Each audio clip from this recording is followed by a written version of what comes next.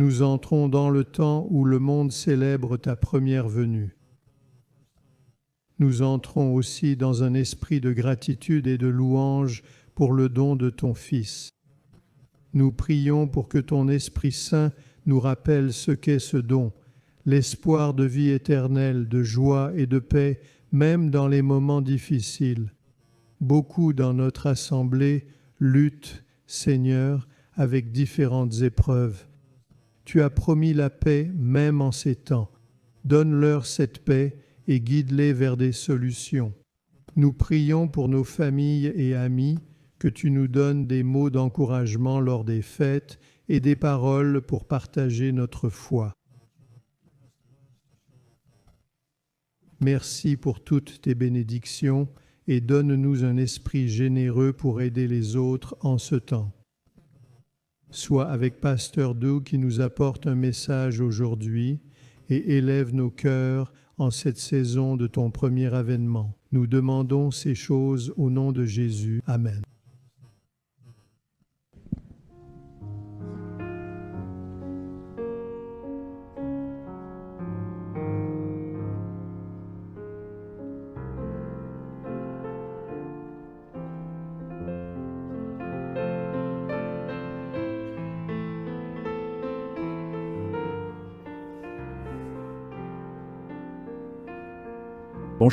Bonjour. Je ne sais pas si certains d'entre vous ont voyagé en Europe et visité ces vieilles églises, mais elles avaient une chair qui n'était pas au niveau du sol. Il y avait plutôt un escalier menant à une sorte de nid perché dans l'église. Sans système de sonorisation, les fidèles voulaient voir et entendre le prédicateur, mais celui-ci avait toujours l'impression de dominer l'assemblée.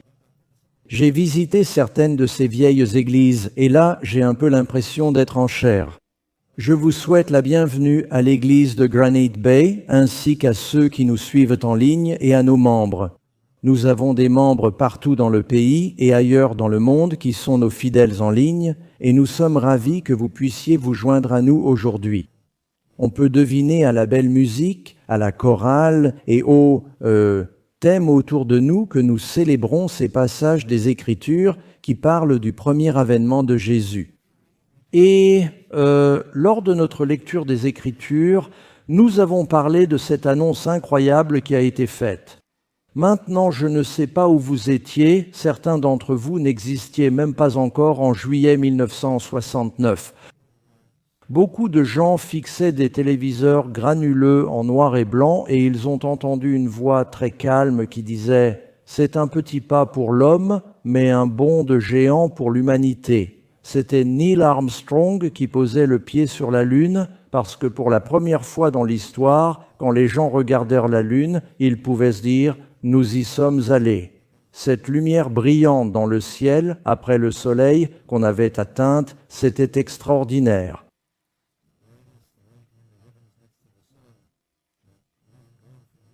Et dire que quelqu'un n'était pas intéressé alors que des millions de personnes étaient collées à leur radio et télé pour suivre cet événement mondial. Mais nous allons parler d'une annonce encore plus importante que celle-là. Vous savez quel jour on est aujourd'hui? Le 100e anniversaire de Dick Van Dyke. Non, ce n'est pas l'annonce dont on va parler, mais c'est l'anniversaire des 100 ans de Dick Van Dyke aujourd'hui, et il est toujours là, donc on est très heureux pour lui. Ça me fait vraiment sentir vieux, parce que, on n'en parlera pas. Notre message est basé sur le passage biblique qu'on a entendu plus tôt. Bonne nouvelle, grande joie pour tous. Quelle merveilleuse combinaison de mots remplis d'espoir. Et j'aimerais vous inviter à revoir ce passage. On vient de le lire, mais j'aimerais le parcourir avec vous encore, peut-être une section un peu plus longue. Allez à Luc chapitre 2 et je vais commencer au verset 8. Luc chapitre 2, verset 8. Si vous lisez les versets 1 à 7, ça parle de Joseph et Marie qui vont à Bethléem, le bébé naît et il n'y a pas de place à l'auberge. Maintenant, la scène change vers un autre endroit pas très loin. Luc chapitre 2, verset 8, Il y avait dans la même région des bergers qui vivaient aux champs et gardaient leurs troupeaux pendant la nuit. Et je ne veux pas trop m'avancer, mais j'aime toujours rappeler aux gens que même si le monde parle de la naissance de Jésus en cette période, nous savons avec certitude que Jésus n'est pas né le 25 décembre. Mais comme on ne connaît pas la date exacte et que c'est la date traditionnellement choisie, eh bien si vous célébrez ce jour, faites-le pour le Seigneur. Amen. C'est ce dont parle Romains chapitre 14. C'est un événement biblique et nous pouvons l'apprécier et en tirer le meilleur parti. Alors, pasteur Doug, comment savez-vous que ce n'était pas le 25 décembre ? Eh bien, pour 3 ou 4 raisons. D'abord, nous savons quand Jésus a commencé son ministère à son anniversaire. Il est dit qu'il avait environ 30 ans dans Luc chapitre 3, je crois. Jésus a exercé son ministère pendant 3 ans et demi. Nous savons à quelle période de l'année il est mort. C'était pendant la Pâque, la Bible est très claire. Si on remonte 3 ans et demi avant la Pâque, ça tombe en automne, pas au printemps. Le printemps, c'est la Pâque. Donc Jésus est né en automne, le climat à Bethléem ressemble au nord de la Californie, et qui voudrait être dehors dans les champs maintenant ? Pas à Sacramento en tout cas, hein ? C'est comme à Londres là-bas, depuis 2 semaines. Mais quand vous montez la colline, combien d'entre vous y habitent où le soleil brille ? Je suis jaloux. Et puis l'autre raison, c'est que l'empereur romain n'aurait pas ordonné un recensement à la pire saison pour voyager quand il n'y a rien à glaner dans les champs. Donc, et les bergers n'auraient pas sorti leurs moutons quand il n'y a pas de fourrage en hiver à cette période de l'année. Donc ce n'était pas à cette période de l'année. On sait avec certitude que cette date a été choisie car on croyait universellement que c'était une période de naissance de la vie chez les païens. Le jour le plus court dans l'hémisphère nord est le 21 décembre. Les jours ne deviennent visiblement plus longs que le 25 décembre, c'était donc une fête romaine. Les chrétiens ont dit nous ne connaissons pas la date exacte, mais peut-être toucherons-nous plus de païens romains avec cette date. Ça vient probablement d'une date païenne, mais Jésus est venu et c'était un don merveilleux, l'incarnation. Ils étaient donc dans les champs, probablement en automne, gardant leurs troupeaux pendant la période la plus sombre, et voilà, l'ange du Seigneur se tenait devant eux. Maintenant, quand on lit l'ange du Seigneur ou un ange du Seigneur, ça pourrait bien avoir été Gabriel, le même qui était apparu à Marie plus tôt, car on a un ange qui délivre un message. Et elle nous dit que la gloire du Seigneur brillait tout autour d'eux. Cette brillance, cette lumière éclatante, et ils furent saisis de crainte. Et l'ange leur dit, « N'ayez pas peur, car je vous annonce une bonne nouvelle. » Le mot « évangile » signifie « bonne nouvelle », pas juste une bonne nouvelle, mais une grande joie pour tous les peuples. Certaines traductions disent « le peuple », car il vous est né, c'est arrivé aujourd'hui, c'est arrivé ce jour même dans la cité de David. Il existe 2 lieux appelés cité de David. Parfois, on parle de Bethléem comme la cité de David, signifiant la ville de son origine, la ville de sa naissance. Plus tard, David a conquis les Jébusites et a renommé Jérusalem la cité de David, car c'était la capitale de son royaume. Vous verrez donc que Bethléem et Jérusalem sont parfois toutes 2 appelées la cité de David, qui est un sauveur, qui est le Christ Seigneur. Maintenant, cela signifie loin le Christos, le Seigneur, le Messie. Ils attendaient avec impatience le jour où le Messie viendrait. Et il a dit, maintenant, nous allons vous donner un signe. Vous trouverez un bébé, un nouveau-né dans des langes. Ce n'est pas dans la Bible, mais j'ai lu dans la tradition juive que les prêtres portaient toujours ces vêtements sacrés en lin très doux qui devaient être remplacés et qu'ils les déchiraient pour les nouveau-nés car c'était un tissu sacré pour les consacrer au Seigneur. Il est donc très possible qu'une sage-femme ou quelqu'un d'autre ait fourni ces langes et que le petit Jésus y soit enveloppé. Je trouve toujours intéressant que Jésus, qui est le pain de vie, soit né à Bethléem, qui signifie la maison du pain, et qu'il soit placé dans une mangeoire, là où l'on met la nourriture pour les animaux. Et il dit « pain, pain, pain », et il est notre prêtre, et il était enveloppé dans ses vêtements. Et qui est le Christ le Seigneur? Et voici le signe. Vous trouverez le bébé emmailloté, couché dans une mangeoire. C'est comme si l'ange disait, nous sommes plusieurs ici, mais vous ne pouvez pas encore supporter notre lumière. Maintenant que vos yeux s'habituent à un ange et que vous entendez la bonne nouvelle sans trop de crainte, nous allons lever le voile. Et soudain, les cieux. Ça ressemblait probablement à midi en plein jour autour des champs de Bethléem.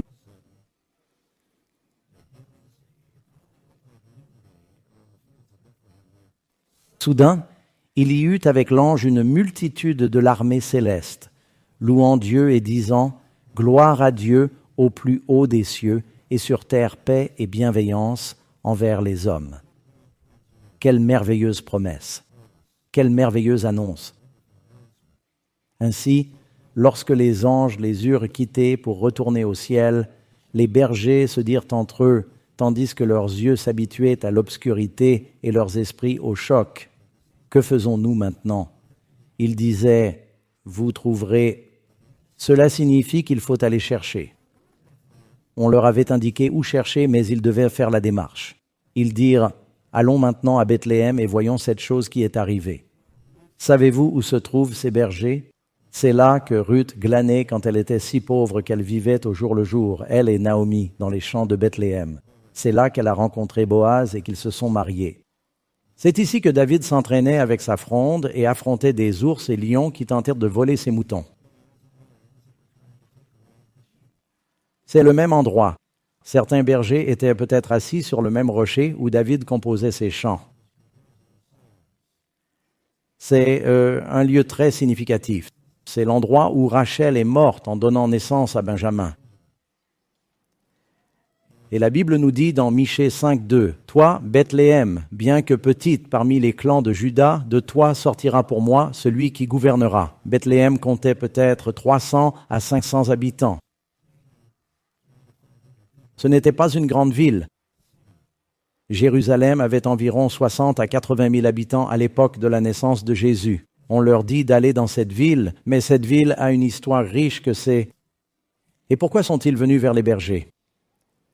Si vous lisez plutôt dans Luc, on apprend que Zacharie et Élisabeth avaient eu cette révélation.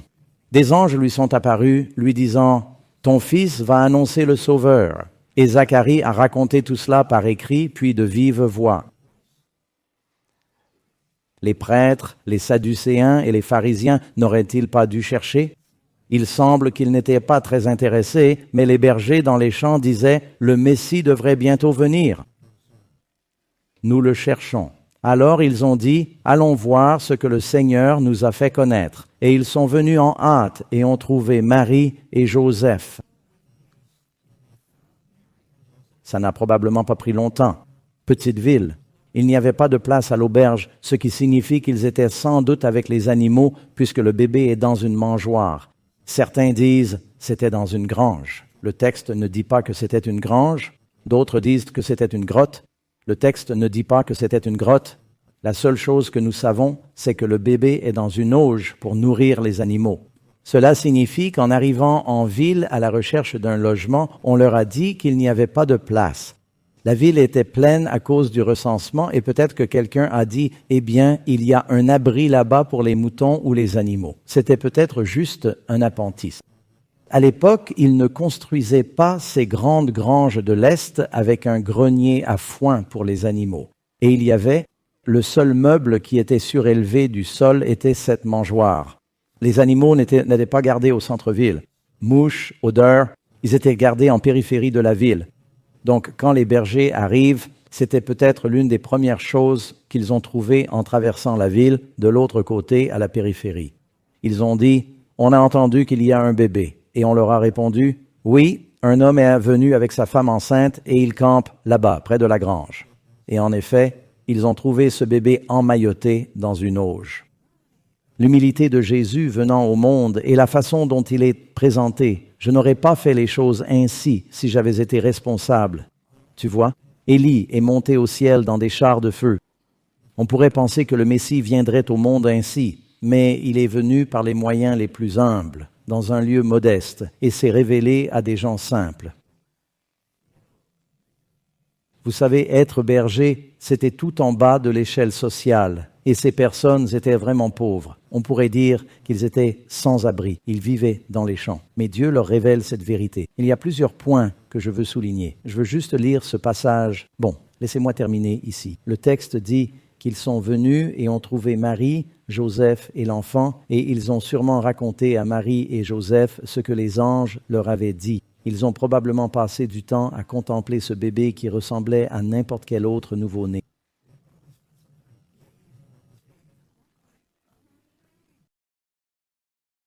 Ils ont alors fait connaître partout ce qui leur avait été dit. C'est une bonne leçon pour nous. Quand il nous est révélé que le Christ est venu et que nous rencontrons Jésus, nous devrions le faire savoir largement. Ils sont venus au Christ, puis ils sont partis pour le Christ. Vous m'entendez le répéter sans cesse, mais c'est tout l'Évangile. C'est une relation d'amour verticale qui se transforme en relation d'amour horizontale. La grande invitation, venez à moi. La grande invitation, venez à moi, Matthieu 11. La grande commission, allez et enseignez à toutes les nations, dans Matthieu 28. Et c'est ce qui s'est passé. Ils sont venus à lui, puis ils sont partis pour lui, partageant la bonne nouvelle. Et Marie gardait toutes ces choses dans son cœur, verset 19, et les méditait. Les bergers s'en retournèrent, glorifiant et louant Dieu pour tout ce qu'ils avaient entendu et vu, comme on le leur avait dit. Ils étaient remplis de joie. Maintenant, je veux revenir un peu en arrière et vous donner le contexte historique en soulignant certains points de ce passage incroyable. Chaque année, vous entendez des aspects de cette histoire, mais on ne peut jamais en sonder toutes les profondeurs. Il y a tellement à découvrir ici. D'abord, je ne sais pas si vous connaissez l'époque de la naissance de Jésus. L'époque où Jésus est né était historiquement différente de celle où il est mort. À sa mort, le royaume d'Hérode avait été divisé entre ses fils et petits-fils. Les Romains étaient davantage aux commandes. L'oppression était beaucoup plus forte. À la naissance de Jésus, Hérode le Grand était au pouvoir depuis presque 40 ans. Hérode le Grand était un paradoxe. Il adorait bâtir. C'était un constructeur remarquable. Il a rénové le temple, bien qu'il ne fût pas entièrement juif. Il était édomite, descendant d'Ésaü, converti au judaïsme, et sa femme n'était pas juive, mais lui s'était converti. Mais il était assoiffé de pouvoir, et en fait, il est allé à Rome et a fait pression sur les Romains pour obtenir le poste, gravissant les échelons. Il a vécu à l'époque de Jules César, Marc-Antoine, Octave, qui est devenu plus tard connu sous le nom d'Auguste César. Mais pendant le règne d'Hérode, il y avait paix et crainte, les choses étaient stables, mais il avait des espions partout. Et si vous parliez contre son pouvoir, il vous faisait tuer. Il s'accrochait à son pouvoir. Taxes lourdes, beaucoup de mécontentement, mais ne râlez pas à voix haute pour ses projets de construction. L'un de vous est allé en Israël, plusieurs d'entre vous, bien, c'est une expérience qui change la vie, n'est-ce pas? Et si vous avez vu le stade qu'il a bâti à Césarée, les aqueducs, tous ces grands travaux publics, il a construit Masada et un temple incroyable, l'Hérodium, pour lui-même. Le plus important, c'est qu'il a pris le temple d'Esdras et Néhémie, qui étaient, vous savez, les premiers temples étaient des tabernacles dans le désert.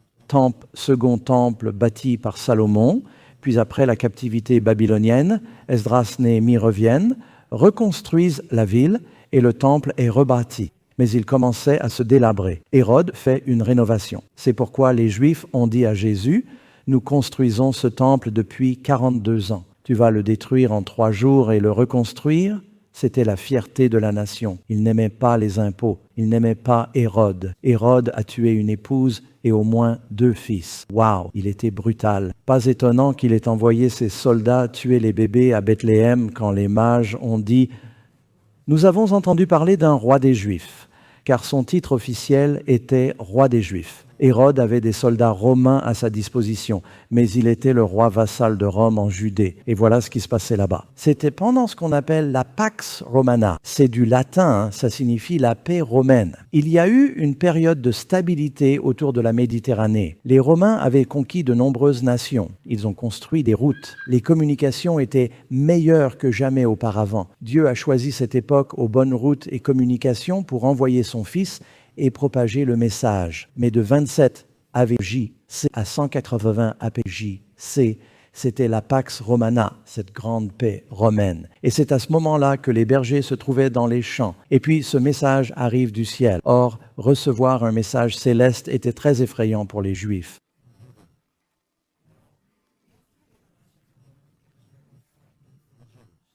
Ils pensaient que si on voyait Dieu, on mourrait. Tu sais, quand Jacob a lutté avec l'ange, il était surpris de ne pas être mort. Il a dit « J'ai vu le Seigneur et je suis vivant ». Il croyait que si on avait une révélation où on voyait Dieu, c'était fini. Regardez dans Deutéronome 4.32. J'ai l'habitude de marcher, mais ce n'est pas sûr en ce moment.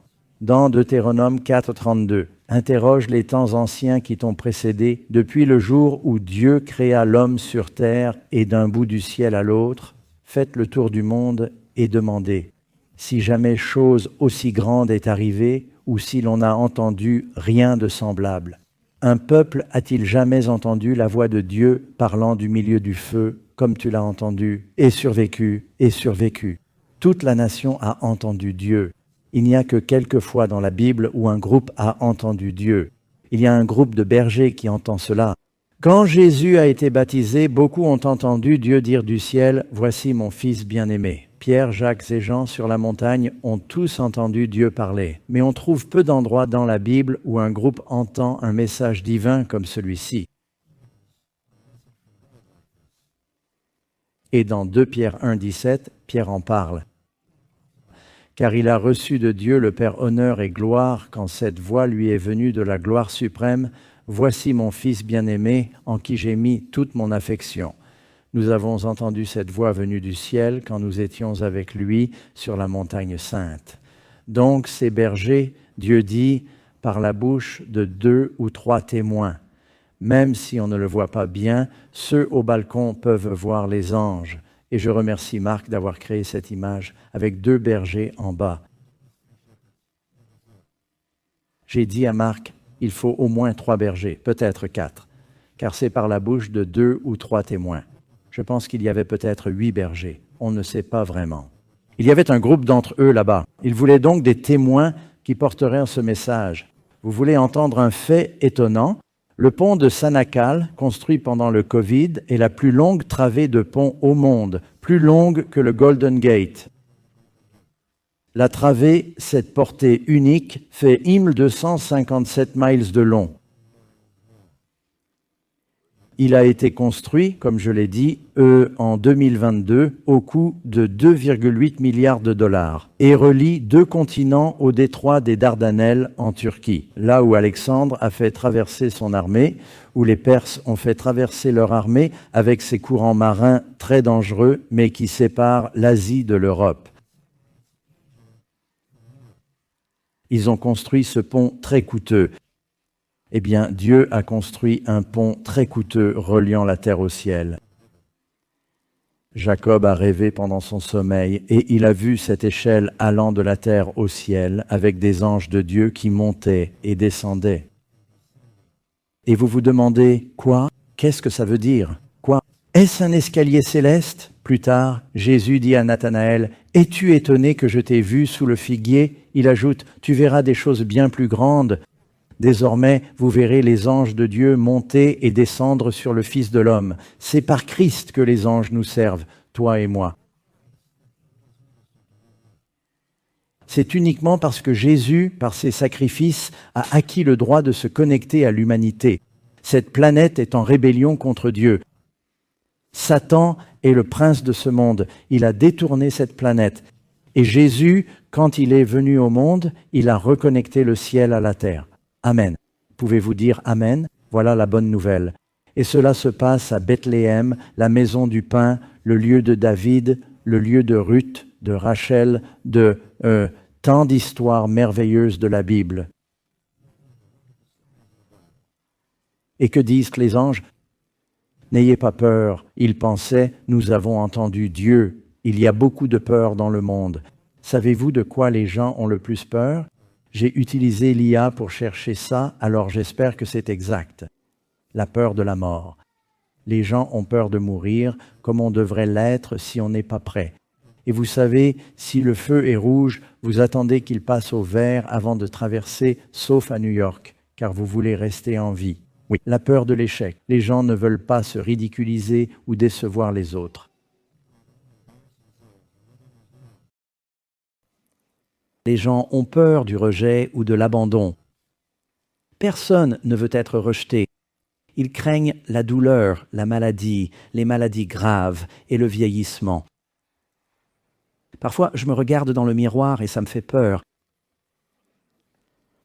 Peur de l'instabilité financière, de perdre ses revenus ou d'être escroqué.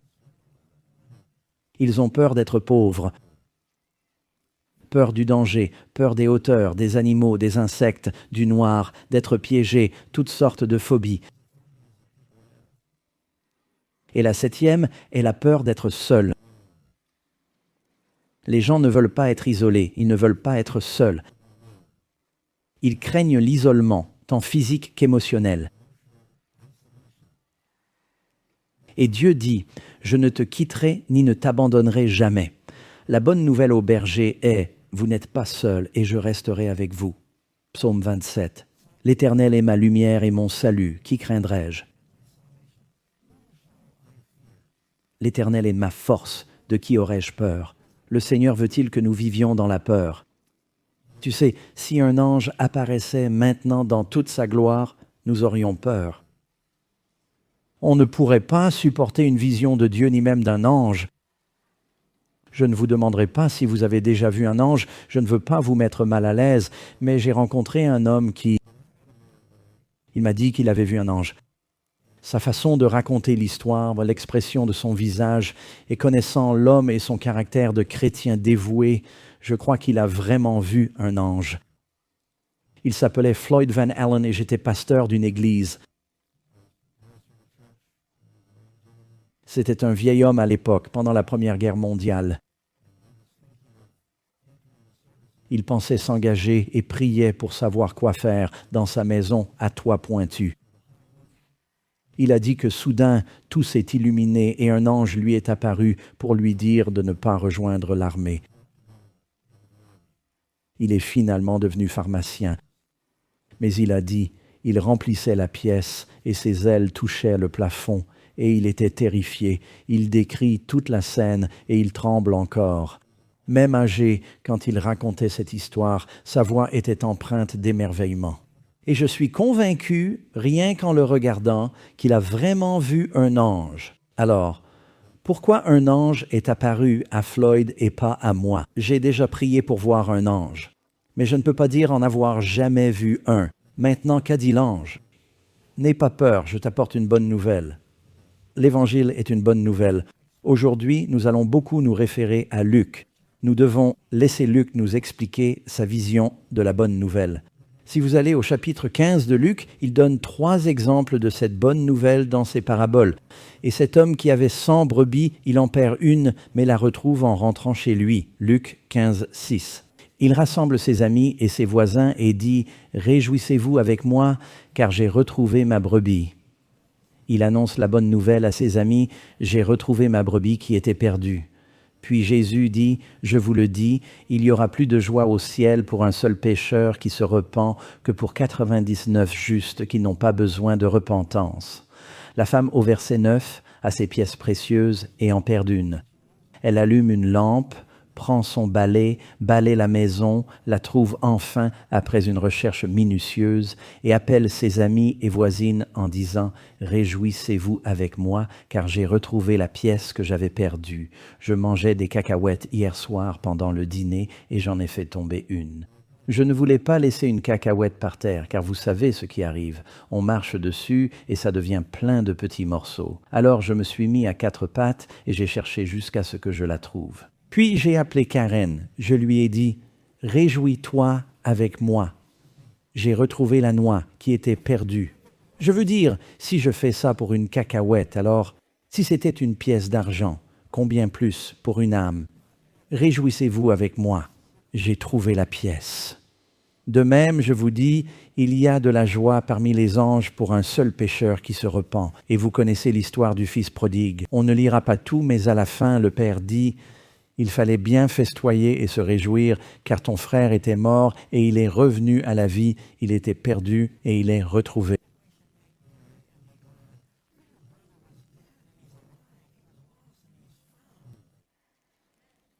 Jésus, son premier sermon, il va à Nazareth, sa ville natale, et dit « L'Esprit du Seigneur est sur moi, car il m'a oint pour prêcher l'Évangile aux pauvres. » C'est un message pour les pauvres.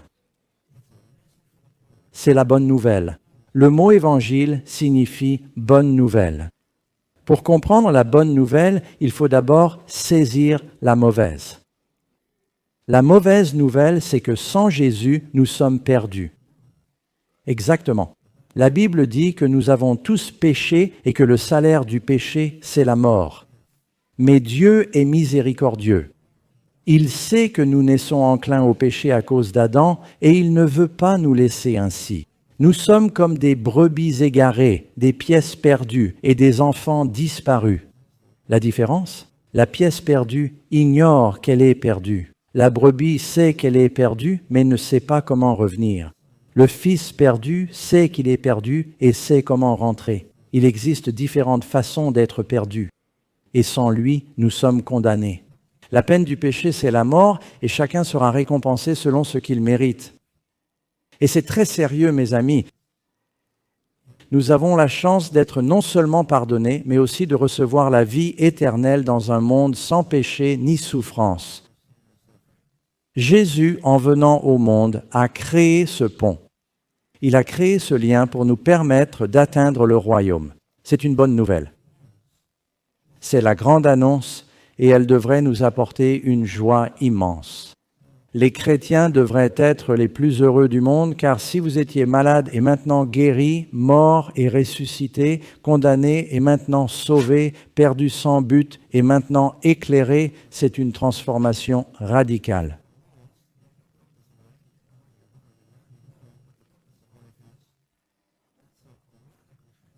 Je me souviens, je vais être très honnête avec vous,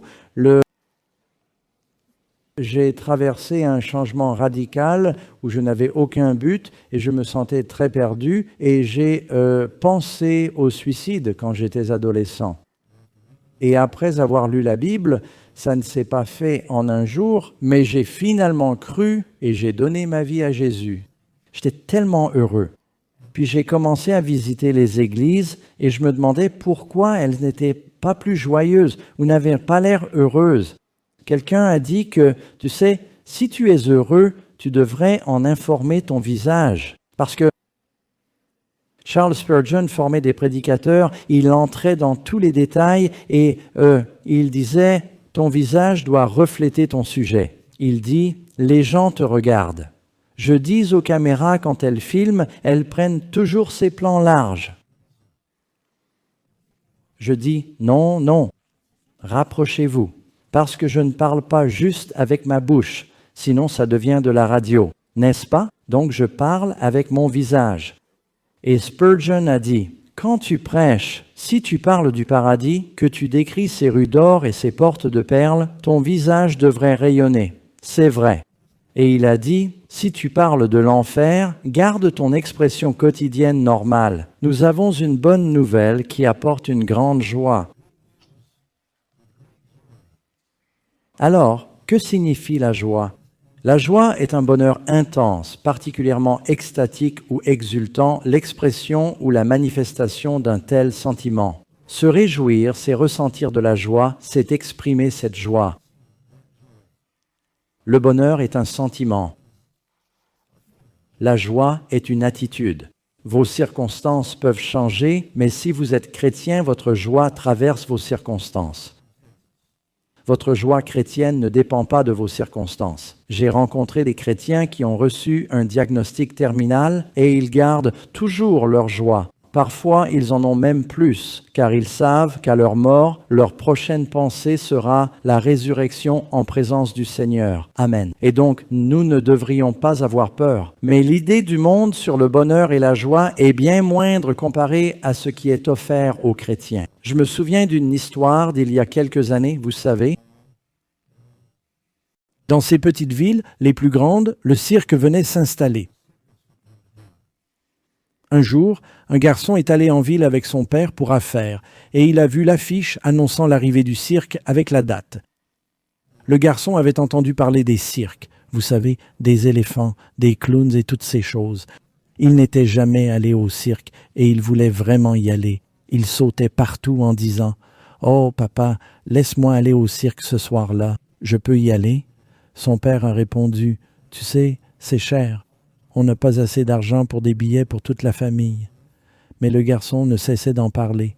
De retour à la maison, le père en a discuté avec la mère et ils ont dit « Bon, il est assez grand, on va le laisser y aller. » Ils ont acheté un billet pour lui. Il était si excité qu'il ne pouvait plus attendre que le cirque arrive en ville.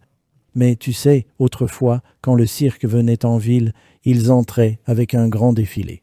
Ouais, c'était de la publicité. Et tu sais, le train arrivait et ils descendaient tous pour former une grande file. Ils avaient les éléphants et les tigres dans leur cage sur des charrettes, puis des jongleurs et un type sur un monocycle de 4 mètres de haut, et puis les clowns et tu sais, tous les chameaux et animaux qui défilaient en ville jusqu'au terrain. Et le garçon dans la rue a entendu que le cirque arrivait et il était si excité, il voulait voir le cirque. Ils sont venus dans la rue et il a vu les jongleurs, les clowns, les éléphants. Il était tellement excité qu'un clown qui faisait le pitre s'est approché et le garçon lui a donné son billet. Et le clown ne savait pas. Il a pris le billet et le garçon est rentré chez lui. Il a dit « Oh papa, c'était merveilleux, j'ai vu le cirque. » Il a dit « Eh bien non, tu n'as pas vu le cirque. » Il a dit « Tu as juste vu le défilé. » Il a dit « Où est ton billet ?» Il a dit « Un clown me l'a pris. » Et il a répondu « Non, ce n'était pas le cirque. » Tu n'as pas vraiment vu le cirque. Tu n'as pas vu les numéros, tu n'as pas vu tous les spectacles. Il a dit « Tu as juste vu le défilé. » Et le diable est un clown, et il a pris le billet de la plupart des gens. Et nous le lui donnons en pensant que cette vie est la source de la joie. Ce n'est pas la vraie joie. Ça commence ici, mais la Bible dit, le verset préféré de Karen est dans le psaume 16, « À sa droite sont les plaisirs pour toujours. » Dieu nous offre la joie éternelle. Oui, savez-vous que la vie de Jésus est ponctuée de joie, du début à la fin. Matthieu 2, les rois mages, il est dit, quand ils virent l'étoile, ils se réjouirent d'une joie immense. Pas juste de la joie, mais une joie immense. Donc, dès sa naissance. Nous venons de vous montrer où il est écrit dans Luc, les anges ont dit « Réjouissez-vous ». Luc 1,44 dit « Car dès que ta voix a frappé mes oreilles, l'enfant a tressailli de joie dans mon sein. » Ici, Jean-Baptiste bondit de joie à l'annonce de l'entrée du Christ dans le monde. Quand Jésus est ressuscité, alors qu'ils allaient informer ses disciples, voici, Jésus les rencontra et leur dit « Réjouissez-vous ». Alors ils s'approchèrent et saisirent ses pieds. Jésus, vous savez ce qu'il a dit, ses premiers mots, « Réjouissez-vous ». Qu'a dit l'ange ? « Réjouissez-vous ». Dieu veut que nous ayons de la joie. Amen. Les chrétiens devraient être heureux. Vous savez, Tout le monde cherche le bonheur, il cherche partout, il pense que c'est un produit en ligne. Et les annonceurs nous disent constamment, si vous achetez ce produit, vous trouverez le bonheur. Et parfois, je me balade chez Walmart et quelqu'un vient me demander, je peux vous aider à trouver quelque chose ? Et je réponds, je sais qu'il y a un truc ici qui m'apportera un bonheur durable, mais je ne l'ai pas encore trouvé. Il me regarde bizarrement, je plaisante bien sûr. J'essaie de faire passer un message spirituel. La vie d'un homme ne se mesure pas à l'abondance de ses possessions. Jésus vient au monde, joie, résurrection, joie. Job 8, 21. À quel autre moment les anges ont-ils chanté quand le monde a été créé? C'est ce qu'on nous dit, et vous savez, je lis en fait 2 versets différents ici. Dans Job 8, 21, il est écrit « Il remplira ta bouche de rire et tes lèvres de réjouissance ». Je pensais au verset de Job qui dit « Tous les astres du matin chantaient ensemble et les filles de Dieu criaient de joie à la création du monde. » Il y a là une joie respectueuse. La Bible dit « Servez l'Éternel ». Psaume 2, 11. « Servez l'Éternel avec crainte et réjouissez-vous avec tremblement. » Matthieu 28, 8. « Elles sortirent du sépulcre avec crainte et grande joie. » Comment ces 2 émotions coexistent-elles ? C'est sans doute ce que les bergers ont ressenti. Ils venaient de voir ces anges, étaient probablement effrayés, mais éprouvaient une grande joie que cela leur ait été révélé. Vous savez, il y a une citation du livre Jésus-Christ à la page 49 au début de l'ouvrage. L'histoire de Bethléem est un thème inépuisable, c'est sans fin, c'est insondable. En elle se cachent les profondeurs des richesses, de la sagesse et de la connaissance de Dieu. Romains 11, 33. Nous admirons le sacrifice du Sauveur qui a échangé le trône céleste contre une mangeoire et la compagnie des anges adorateurs contre les bêtes de l'étable. L'orgueil humain et l'autosuffisance sont réprimandés en sa présence, mais ce n'était que le début de sa merveilleuse condescendance. Il aurait été une humiliation presque infinie pour le Fils de Dieu de prendre la nature humaine, même quand Adam était encore innocent en Éden. Notez, c'est une théologie cruciale ici, ça aurait été une grande condescendance, un grand abaissement de lui-même si Jésus était venu prendre la place d'Adam quand il était à l'image de Dieu avant sa chute. Mais Jésus a accepté l'humanité alors que la race avait été affaiblie par des milliers d'années de péché. Donc, si vous vous demandez comment Jésus est venu au monde, il est venu dans une nature marquée par des millénaires de péché. Jésus n'a jamais péché, mais il a été tenté en tout point comme nous le sommes, sans jamais céder au péché. Et il a vaincu avec les outils qui sont disponibles pour vous et moi. Pouvez-vous dire « Amen, Amen ». Bonne nouvelle, grande joie pour tous les peuples. Et certaines traductions diront « le peuple ». C'est important car les Juifs attendaient depuis 2000 ans, depuis l'époque d'Abraham. Adam est créé vers 4000 AV JC, puis Abraham arrive en 2000 AV JC.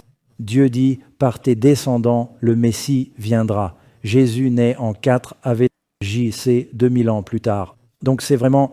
Voulez-vous que j'explique comment Jésus est né 4 ans avant Jésus-Christ ? Ça me troublait aussi. Comment Jésus pourrait-il être né avant ? Vous savez, tout le monde avait des méthodes de datation différentes dans le monde antique. Les Juifs dataient selon différents prêtres, les Babyloniens selon l'année de tel roi, et personne n'avait de système de date uniforme. Alors, vers 500 après JC, un moine a dit « Nous devons trouver une méthode plus uniforme ». Et il a décidé de dater toute l'histoire à partir de la naissance du Christ. Il a fait ses devoirs et une supposition éclairée en disant « Appelons cela l'an 1 ». Et tout est Anno Domini, l'année de notre Seigneur, 1. Et vers 600 après JC, c'était largement accepté et figuré dans toute la documentation. Tout était daté selon cette méthode de datation depuis la naissance du Christ. Ils avaient besoin d'un point central et l'Église était très puissante à l'époque, alors ils ont daté tout depuis la naissance du Christ. C'est utilisé universellement dans le monde entier aujourd'hui. Mais ils ont découvert, en faisant plus de recherches basées sur des documents de Rome et de Joseph, qu'Hérode le Grand est mort en 3 ou 4 AV. C'est lui qui a tué les bébés à Bethléem. Luc est un très bon historien nous indiquant l'année de naissance de Jésus. Il nomme 3 dirigeants romains au pouvoir, peut-être même 4, lors de son baptême en 27 après J-C. Il n'y a eu qu'une seule année où ces dirigeants se chevauchaient. Nous savons que Jésus a été baptisé à 30 ans. En comptant 30 ans avant 27, on sait que Jésus est né vers 4 avec J-C. Bref, nous savons qu'il est mort en 31 après 3 ans et demi de ministère. Donc tout le monde a accepté après J-C, avec J-C, mais Jésus est né avant Christ, avec J-C. Et cela nous dit que c'est une bonne nouvelle pour tous et pour le peuple, c'est-à-dire d'abord la nation juive, aux Juifs en premier. Ils attendaient pour leur Sauveur, le Messie, le Christ. Mais pas seulement pour les Juifs, mais pour tous les hommes, tous les peuples. Et vous pouvez le trouver traduit des 2 façons. Ce message couvre la plus grande distance, du plus haut des cieux à la terre la plus basse. Les anges viennent de l'endroit le plus lumineux vers le plus pauvre pendant l'heure la plus sombre. Dieu apparaît pendant la veille du soir, le quart de nuit, et il parle aux plus démunis. La bonne nouvelle, c'est qu'on ne peut pas être trop pauvre pour Dieu, mais on peut être trop riche. Tu ne peux pas être trop bas pour que Dieu vienne à toi, mais tu peux être trop haut. On ne peut pas être trop petit pour Dieu, mais on peut être trop grand pour lui. C'est notre orgueil qui le tient à distance. Et il vient vers ces personnes qui sont pauvres. Je crois que c'est Abraham Lincoln qui a dit « Dieu doit aimer les pauvres, car il en a créé tant, pour tous. » Il y a des chrétiens qui croient en l'élection, comme ils l'appellent. Ils sont de persuasion calviniste et pensent que Dieu ne veut sauver que les élus. Mais ce n'était pas le message annoncé dans les collines de Bethléem. C'est pour tous. Permettez-moi de vous citer quelques versets. Combien de personnes Dieu veut-il sauver? Toutes, autant qu'il le peut. Et si certains ne sont pas sauvés, ce n'est pas que Dieu ne voulait pas les sauver, c'est qu'ils n'ont pas choisi de répondre. Nous croyons au libre arbitre. Luc 2,30. Car mes yeux ont vu ton salut, c'est la prière de Zacharie, que tu as préparé devant tous les peuples. Pas juste la nation juive, tous les peuples. Job 38, 7. Voici le verset où les étoiles du matin chantaient ensemble et tous les fils de Dieu criaient de joie. Comment est-il arrivé là? Je l'ai copié-collé au mauvais endroit. Apocalypse 14, 6. Je vis un autre ange volant au milieu du ciel, ayant l'évangile éternel à prêcher à ceux qui habitent sur la terre. À qui? À chaque nation, tribu, langue et peuple. Marc 16, 15. Jésus a dit « Allez dans le monde entier et prêchez l'évangile à toute créature. Si vous êtes un juif qui pense que les gentils sont des chiens, même à eux, à toute créature. » Acte 1, 8, Jésus a dit « Vous recevrez la puissance quand le Saint-Esprit viendra sur vous. » C'est aussi écrit par Luc. « Et vous serez mes témoins à Jérusalem, dans toute la Judée, en Samarie et jusqu'aux extrémités de la terre. » 1 Timothée 2, 4.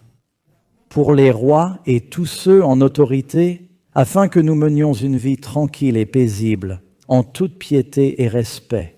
Écoutez, car cela est bon et agréable aux yeux de Dieu, notre Sauveur, qui veut que tous les hommes soient sauvés et parviennent à la connaissance de la vérité. Quel est le désir de Dieu? Que certains soient sauvés. Qui ici inclurait tout le monde? Tout le monde. Oui, Dieu est amour. Il aime tout le monde. Tite 2, 11. Car la grâce de Dieu qui apporte le salut est apparue à tous les hommes. La grâce de Dieu est pour tous. Et puis, Jean 3, 16. Tu le connais par cœur? Oui. Car Dieu a tant aimé le monde qu'il a donné son Fils unique afin que quiconque, qui ici est un quiconque? C'est moi. Eh bien, c'est toi. Quiconque. Comment se termine la Bible? Dernier chapitre, Apocalypse 22, 17.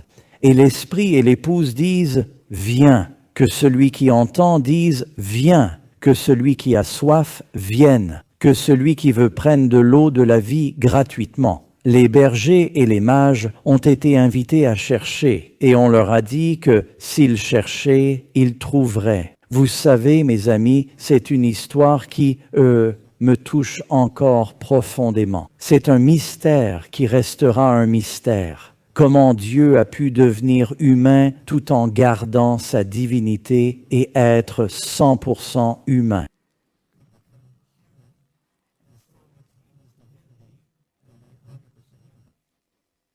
L'Europe était constamment en guerre dans le passé, vous savez, pendant 500 ans, toutes les nations. Lisez sur les guerres napoléoniennes, et avant cela, et après cela. J'ai lu quelque part que la reine Victoria, durant son règne, était apparentée à chaque nation d'Europe. Vous savez pourquoi? Parce qu'ils pensaient que quand une nation disait « Très bien, je vais marier mon fils à la fille d'un autre roi, que par ce mariage, il y aurait la paix. » Et ils ont tenté de forger la paix par ces mariages, car ils seraient tous liés et disaient « On ne peut pas vous combattre. Nous sommes un seul peuple maintenant par le mariage. » Eh bien, ça n'a pas bien fonctionné, mais ça marche pour nous. Quand Dieu, et nous étions éloignés de Dieu, quand il a dit « Je vais devenir homme », c'est comme s'il s'était marié pour toujours à l'humanité. Quand Jésus est ressuscité des morts, portait-il encore sa forme humaine? Il a pris la forme de l'humanité.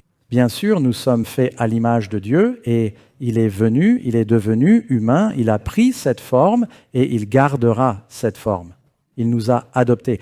Il est marié à nous, en quelque sorte. Et la Bible appelle cela le festin de noces de l'agneau. Donc, c'est une bonne nouvelle. Vous savez, quand quelqu'un se lève lors d'un dîner ou d'une réception, prend une fourchette ou cuillère, tape sur un verre et ça fait ding, ding, ding. Puis-je avoir votre attention, s'il vous plaît? J'ai une annonce à faire. Tous l'entendent et pensent « Oh, quelqu'un va se marier. Quelqu'un a eu une promotion. Quelqu'un est enceinte. » Et vous vous demandez tous « Quelle est l'annonce ?» Ce n'est généralement pas une mauvaise nouvelle. C'est plutôt du genre « Je vous ai tous réunis ici.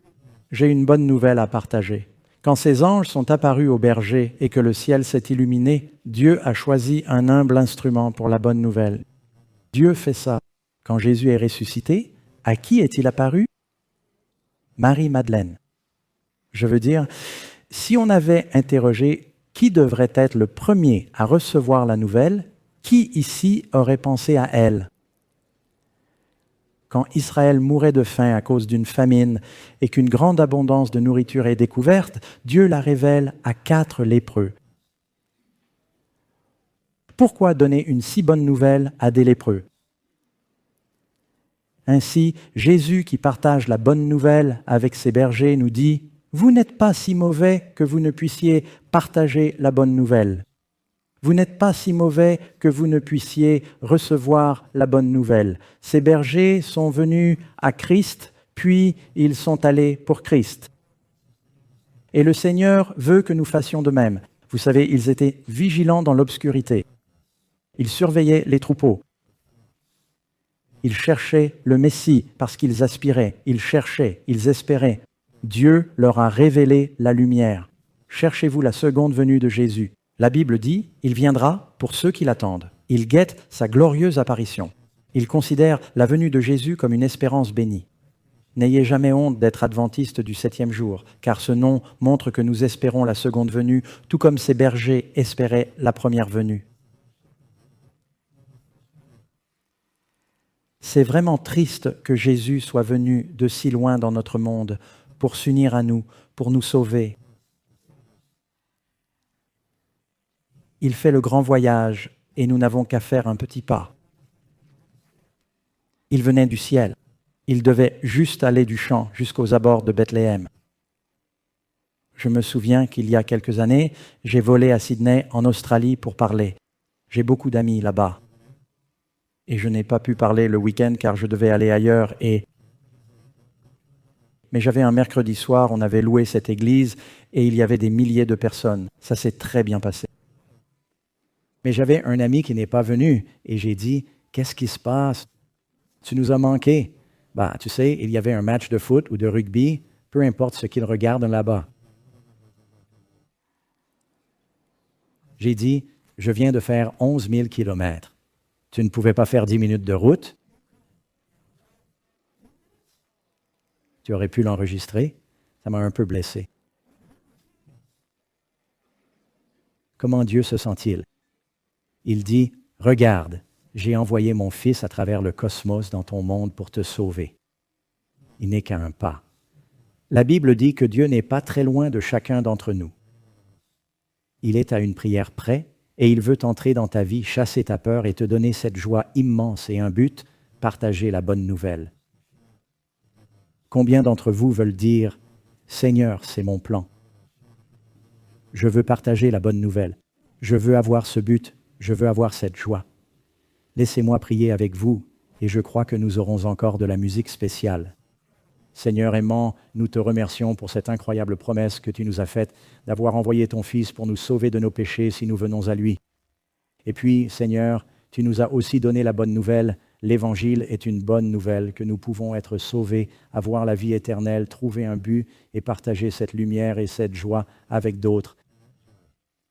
Seigneur, je prie que comme tu as accompli ce miracle en naissant en Marie, tu puisses naître en nous pour que nous vivions avec un cœur nouveau et une vie nouvelle. Bénis-nous tous, ceux qui regardent, afin que nous puissions vivre cette expérience. Nous te remercions et prions que tu sois honoré dans nos vies. Nous le demandons au nom de Jésus. Amen. Amen. Il est venu par une nuit claire et j'espère qu'il y a des chanteurs. Ah, les voilà, d'accord. Stand up.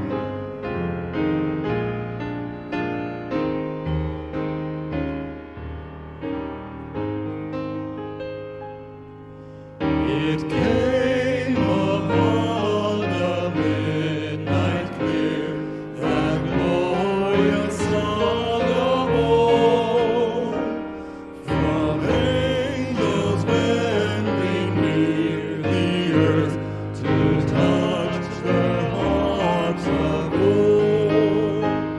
Peace lies on earth, goodwill to men, from heaven's angels sing. The world in solemn stillness lay to hear the angels sing. Still through the cloudless skies they come, with peaceful wings unfurled, and still their heavenly music flows o'er all the weary world. Among its sad and lonely plains, they bend on hovering wing, and ever o'er his faithful sounds the blessed angels sing. And he beneath life's crushing load, whose wounds are bending low, whose toil along the winding way, with painful steps extol. Look now, for glad and golden light comes swiftly on the spring. Oh, rest beside the weary road and hear the angels sing.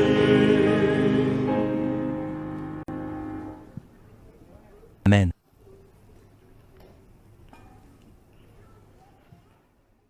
Seigneur aimant, nous voulons te remercier encore pour la promesse de ton retour prochain et d'être venu la première fois pour nous sauver du péché. Nous prions que cette bénédiction touche chaque cœur. Seigneur, sois avec nous quand nous quittons ce lieu en ce jour de sabbat pour partager la bonne nouvelle et aussi quand nous reviendrons ce soir pour le programme spécial, le concert à 18h, afin d'inviter nos amis et voisins à profiter d'une musique au message magnifique. Sois avec nous maintenant, nous te remercions et te louons au nom de Jésus. Amen. Bonjour chers amis. L'émission que vous venez de voir a été enregistrée à l'église Granite Bay Hilltop, où je suis pasteur principal. Nous serions ravis de vous rencontrer. Si vous passez dans la région de Sacramento, venez adorer le Seigneur avec nous. Nous vous accueillerons dans le hall et vous serrerons la main.